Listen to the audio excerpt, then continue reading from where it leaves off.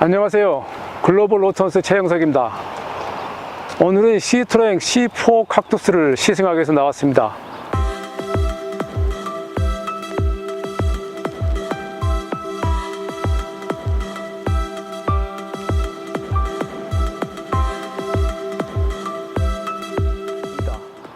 프랑스차입니다. 여러분들은 프랑스차 하면 무슨 생각이 가장 먼저 떠오르시나요?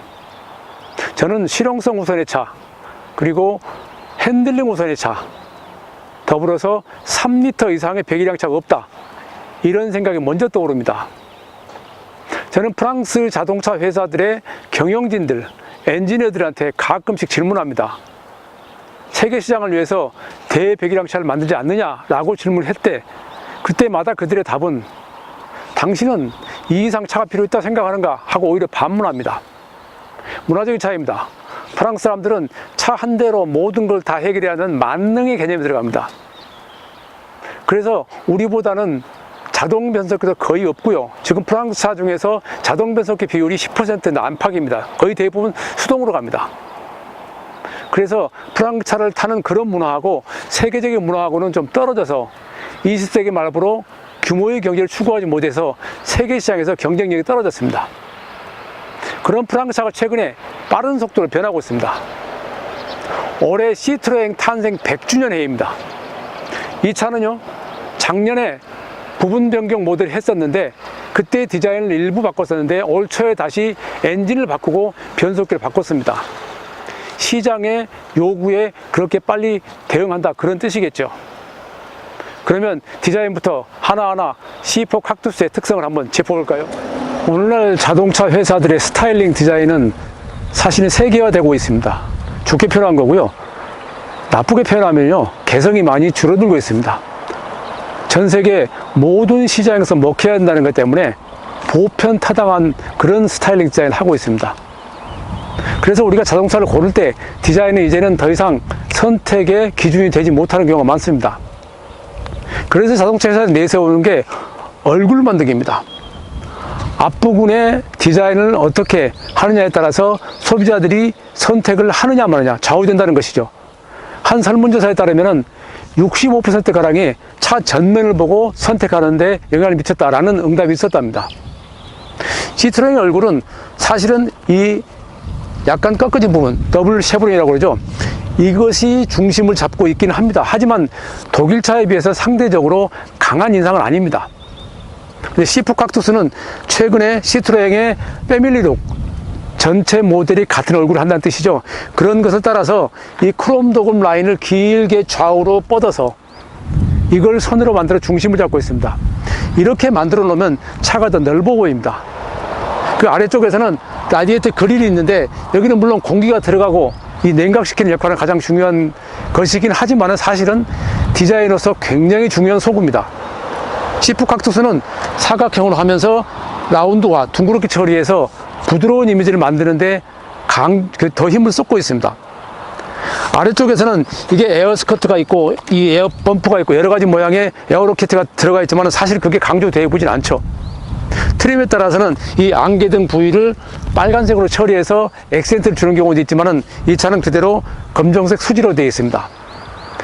측면에서는 사실은 이 투박스카, 그러니까 앞쪽과 뒤쪽에 두 개로 나뉘는 세단과 다른 그런 형태이기 때문에 크게 특별할 게 없는데 많은 회사들이 거기에서도 개성을 강조하기 위해서 굉장히 강한 선을 사용합니다.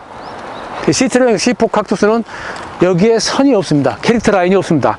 아래쪽에 가느다랗게 하나 들어가 있긴 하지만 선을 사용한 게 아니라 아주 무난하게 볼륨감을 살리는 그런 특징을 가지고 있습니다.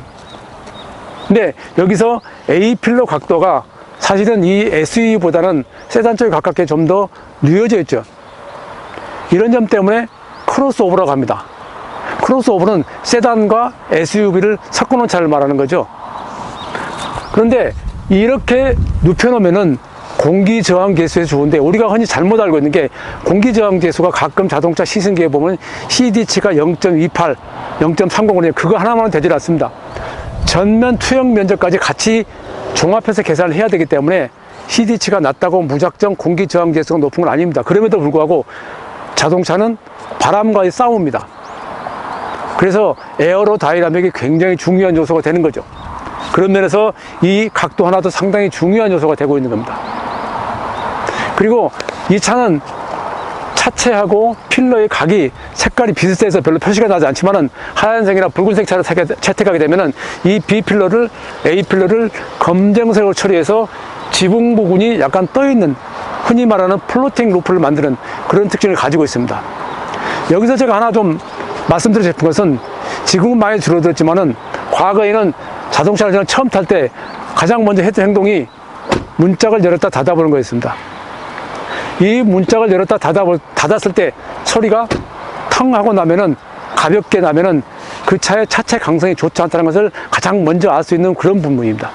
그런 점에서 이건 소형차임에도 불구하고 안정적인 소리가 난다는 점에서 상당히 많이 요즘에 차체 강성이 발전됐다, 이렇게 말씀드릴 수 있습니다. 또 하나는 타이어인데요. 이 차는 지금 17인치 휠이 끼어 있습니다.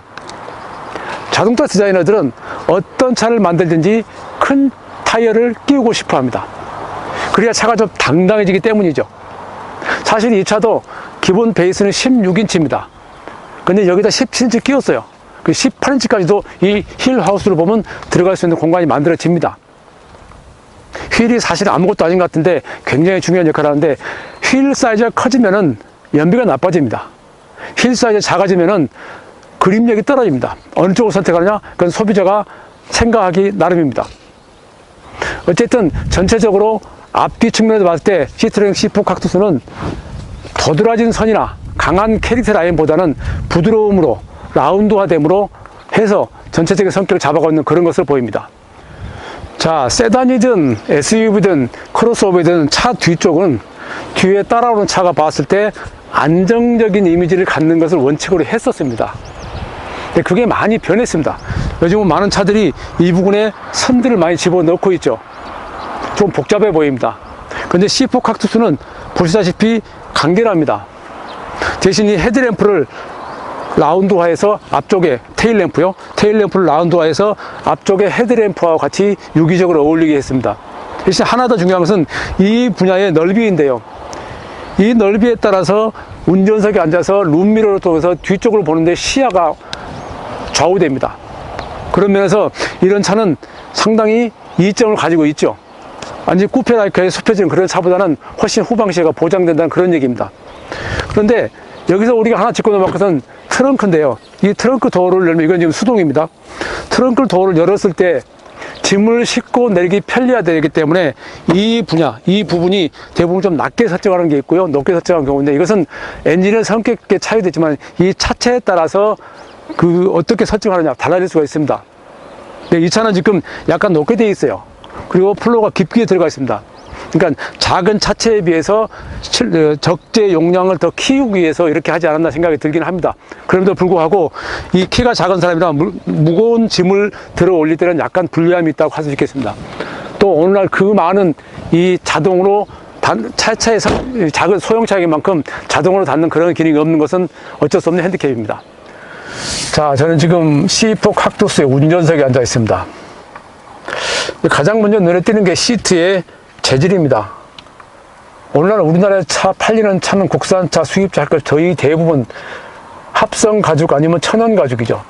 근데 지금 이것은 직물 시트, 천으로 되어 있습니다.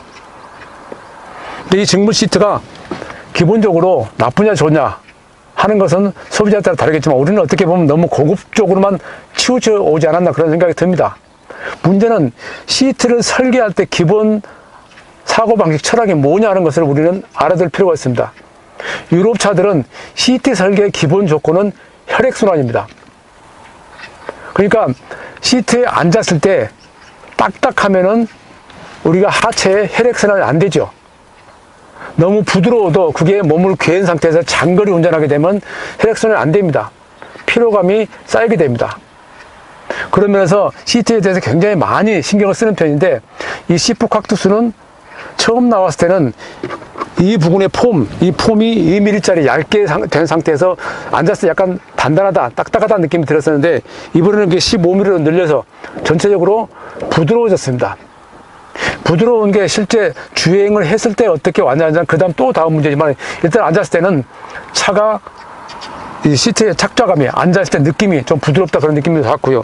좌우에 이 허벅지를 지지하는 느낌이라든지 이 등받이, 어깨를, 상체를 지지하는 느낌도 이 랠리 현장에서 숙성된 그런 차 브랜드인 만큼 충분히 운전자에 맞게 설정할 수 있습니다. 재밌는 것은 시트를 조정할 때 전부 수동입니다. 앞뒤로 이동하는 건 물론이고 시트백을 눕히고 세우는 것도 다 수동입니다. 스티어링 휠도 이 틸팅하고 하는 것도 당기고 밀고 위아래로 높이는 것도 전부 다 수동으로 하게 되어 있습니다. 아마 국산차 익숙하신 분들은 지금은 우리 국산차도 소형차까지 거의 대부분 전동으로 하죠. 지금 수동입니다. 이게 프랑스차는 실제 프랑스에 팔리는 차들은 대부분 수동입니다. 그러니까 이런 것들을 어떻게 받아들이냐는 것은 소비자의 선택이긴 하지만은 사실은 우리가 운전했을 때 내가 과연 내 운전 시트 좌석을 내 차에서 얼마나 자주 조정하느냐 하는 생각해 보신다면은 선택의 기준이 달라질 수 있겠죠. 가장 특징적인 것은 계기판입니다. 계기판이 아주 작은 디지털 액정 계기판 하나가 있습니다. 흔히 말하는 엔진 회전기가 있고 속도가 있고 가운데가 디스플레이 창이 있는 그런 개념이 아니라 아예 창 하나만 조그맣게 있습니다. 거기에 속도가 우선 가장 크게 나오고 우선 안 나오는 것은 엔진 회전기입니다. 사실은 저는 오래전부터 엔진 회전기가 과연 운전하는데 얼마나 필요할까라는 생각을 했습니다. 그러나 그것도 디자인으로서 사용되는 그런 시대가 되어 있지만은 어쨌든 따져보면은 그것이 자동차 가격을 높이는데 한 작용을 하는 그런 특징이기 때문에 없애는 것도 나쁘진 않다고 생각합니다. 더불어서 또 보기 드문 사이드 브레이크, 이 사이드 브레이크도 역시 수동입니다. 쉽게 말하면 여기 앉아서 느끼는 느낌은 아날로그 감성이 묻어난다는 겁니다. 더불어서 이 스티어링 휠이 아래쪽에 약간 잘린 D-컷 스티어링이라고 하죠. 역시 스티어링이 뿌조 스티어링 그룹이 월드 랠리 챔피언십 WRC에서 오랫동안 높은 항상 우승을 독차지했던 그런 실적을 보여주듯이 그런 것들을 차에 하나하나 반영하고 있습니다. 이런 것들을 소비자들에게 어떻게 어필하고 어떻게 소비자들에게 접근하냐 문제는 또 다른 차원이긴 하겠지만은 우리가 이제는 그동안 그래도 조금은 한국 시장에서 약세를 보였던 프랑스차에 대한 시각을 달리할 필요가 있지 않을까 그런 생각이 듭니다. 자, 지금 뒷좌석에 와 있습니다. 어쩔 수 없이 이 차체의 크기 때문에 앞뒤의 장이 길이가 좀 짧은 편이죠. 그런 시트의 밑바닥은 앞좌석과 마찬가지로 이 폼이 상당히 두텁게 되어 있으면서 느낌이 과거에 비해서는 조금 더 부드러워졌습니다. 그 전에 먼저 이 윈도우를 내리는 방식인데요. 보통 돌려서 또는 버튼 눌러서 아래로 내리게 되어 있죠. 이 차는 이 부분을 당겨서 약간만 열 수 있게 되어 있습니다. 지금 그런 것이 이 프랑스차가 가지고 있는 특징인데 사실은 오늘날 자동차를 탔을 때 과연 얼마나 많은 사람이 뒷좌석에 탈까 하는 생각을 한다면은 굳이 많은 장비를 들일 수 있을 필요가 없는 생각을 가끔 하기는 할 겁니다. 여기서 중요한 것은 SUV에 속하는 소형이긴 하지만 크로스오버인데 뒷좌석의 공간이 제가 지금 신장이 170cm인데요. 이 머리 공간이 주먹 하나가 빠듯하게 들어갑니다. 일반적인 SUV는 대부분 주먹 2개 정도 들어가죠. 그 이유는 이 리어 시트가 앞에 시트보다 약간 높게 설정되어 있기 때문이기도 합니다. 근데 랜드로버가 과거에 디스커버리 3 때 이걸 처음 시작해서 스타디움 시트라고 해서 뒷좌석을 약간 높게 했던 그런 것에 유리하는데요. 이건 이 뒷좌석에 어린이가 탄다고 가정했을 때는 좁지 않지만 성인이 탄다고 생각할 때는 머리 공간이 조금은 여유가 있는 편이 아닙니다. 그러나 이 차는 사실은 다른 차도 마찬가지지만 리어 시트를 앉아서 타는 탑승용이라기보다는 어깨 쪽에 이 버튼을 눌러서 시트를 눕혀서 뒷좌석과 함께 짐 싣는 공간을 활용하는 그런 경우가 많다는 걸 상징하기 때문에 이 실용성 위주로 생각한다면 이 리어 시트의 필요성은 생각을 달리할 필요가 있을 것도 같습니다. 마찬가지로 이 시트를, 이 리어 도어를 닫았을 때 이 단단한 감이, 이 육중한 느낌을 주는 감이 이 차체의 등급과는 다르다는 생각이 들 정도로 이 오늘날 다른 차도 마찬가지지만 이 차체 강성을 많이 주어졌다. 그것이 자동차 승차감을 과거와는 다르게 만드는 요인이라고 이렇게 생각이 듭니다.